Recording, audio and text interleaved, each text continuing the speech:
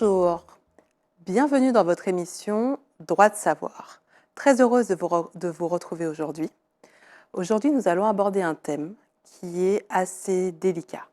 Nous allons aborder le thème de la prostitution. La prostitution, c'est-à-dire que nous verrons différents aspects pour qu'on puisse savoir un petit peu ce qui est autorisé, ce qui ne l'est pas, et aussi nous parlerons de l'évolution de la loi, parce qu'il faut savoir que pour ce thème, dans ce domaine-là, la loi a évolué et elle n'est pas forcément très cohérente. Bonjour, bienvenue dans votre émission Droit de savoir. Très heureuse de vous retrouver aujourd'hui. Aujourd'hui, nous allons aborder un thème qui est assez délicat. Nous allons aborder le thème de la prostitution. La prostitution, c'est-à-dire que nous verrons différents aspects pour qu'on puisse savoir un petit peu ce qui est autorisé, ce qui ne l'est pas, et aussi nous parlerons de l'évolution de la loi, parce qu'il faut savoir que pour ce thème, dans ce domaine-là, la loi a évolué et elle n'est pas forcément très cohérente. Alors, la prostitution, qu'est-ce que c'est ? J'ai donné la définition entre guillemets un peu globale, c'est le fait de se livrer à des activités de nature sexuelle contre rémunération. Alors, cette définition, elle peut être un peu mal perçue, puisqu'en fait, les personnes qui se livrent à ces activités ne le font pas forcément parce qu'elles en ont envie, justement, parce qu'on les considère aujourd'hui plus comme des victimes. Mais en tout cas, là, on peut considérer que quand vous vendez, entre guillemets, vos services sexuels contre une rémunération, eh bien, on qualifie cela de prostitution. Alors, autrefois, la loi était assez sévère à l'égard des personnes qui se livraient à la prostitution, puisqu'il y avait des lois qui sanctionnaient le racolage, c'est-à-dire qu'on vous autorisait finalement à vous prostituer, mais vous n'aviez pas le droit de racoler. C'était considéré comme un délit pour lequel il y avait une peine d'emprisonnement de 2 mois encourue. Alors racoler, c'est quoi ? Finalement, c'était le fait d'attirer des personnes vers vous pour que vous puissiez finalement offrir cette prestation de service, on va dire. Alors aujourd'hui, il n'y a plus, le racolage n'est plus considéré comme une infraction. Donc on ne peut pas reprocher à des personnes qui se livrent à une activité de prostitution de faire du racolage. Ce n'est plus sanctionné par la loi.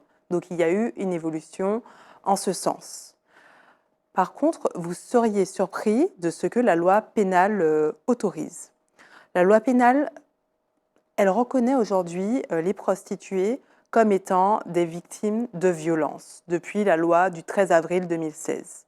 C'est-à-dire qu'on se rend bien compte qu'elles sont dans un système organisé dans lequel elles sont totalement victimes et que finalement qu'elles n'ont pas choisi. Pourtant, ce qui est également très surprenant, puisque d'un côté, on a le sentiment qu'on se rend compte que cette situation de prostitution est très difficile, puisque ça concerne en général souvent des femmes et des enfants. Donc on a le sentiment que la loi française aujourd'hui essaie de protéger. Et parallèlement, eh bien, les personnes qui exercent cette activité de prostitution se voient taxées par l'État. C'est-à-dire qu'elles elles sont un peu considérées comme des travailleurs, travailleurs indépendants, et on leur demande de payer finalement des impôts sur cette activité. Donc c'est vrai que, à mon sens, c'est un petit peu paradoxal de dire on doit protéger, on doit tout faire pour dissuader et en même temps de taxer sur cette activité. Mais ça, c'est mon avis personnel. Alors, deuxième chose qui est aussi surprenante, c'est que d'un côté, comme je vous ai dit, prostitution, c'est autorisé, racolage, c'est autorisé, et puis en même temps, on sanctionne finalement les personnes qui ont recours à cette prostitution. Donc c'est une manière, en tout cas, de permettre de diminuer peut-être la prostitution, de faire en sorte que des personnes qui vont aller au contact de prostituées pour demander d'avoir des rapports sexuels, on va dire les choses clairement, eh bien ces personnes-là, finalement, pourront avoir des amendes. Donc là, quand je dis amende, c'est que je parle de personnes qui ne sont pas mineures, qui ne sont pas dans un état de vulnérabilité. Je ne parle pas de femmes enceintes, puisqu'en fait, la loi distingue plusieurs situations. En fait, vous avez la situation où on va dire, voilà, vous êtes un client, vous êtes venu, vous êtes allé voir une prostituée, vous avez voulu avoir un rapport sexuel avec elle. Peut-être qu'à ce moment-là, il y avait les forces de l'ordre qui passaient. dans une rue où ils sont au courant qu'il y a souvent de la prostitution, qui vous ont vu vous arrêter pour demander un tarif, etc. À ce moment-là, oui, si on considère que vous êtes un client, eh bien, vous pourrez recevoir une contravention pour avoir finalement voulu violer la loi pénale. Par contre, là, c'est le premier cas où déjà l'objectif est clairement de dissuader et de pouvoir peut-être protéger ces femmes qui sont dans cette situation de prostitution pour ne pas qu'elles continuent à être victimes, en tout cas pour diminuer les choses.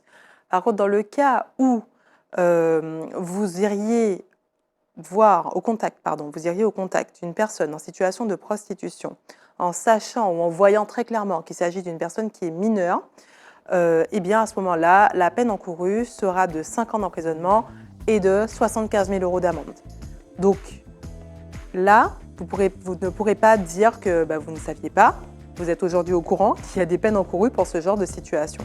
Pour les personnes qui sont dans des situations de prostitution, qui ne savent pas vers qui se tourner, il existe des associations comme le mouvement du Nid. C'est des associations qui viennent en aide à des femmes qui sont victimes de prostitution finalement. Voilà ce que je pourrais vous dire par rapport à cette infraction pour laquelle, à mon sens, tout n'est pas cohérent.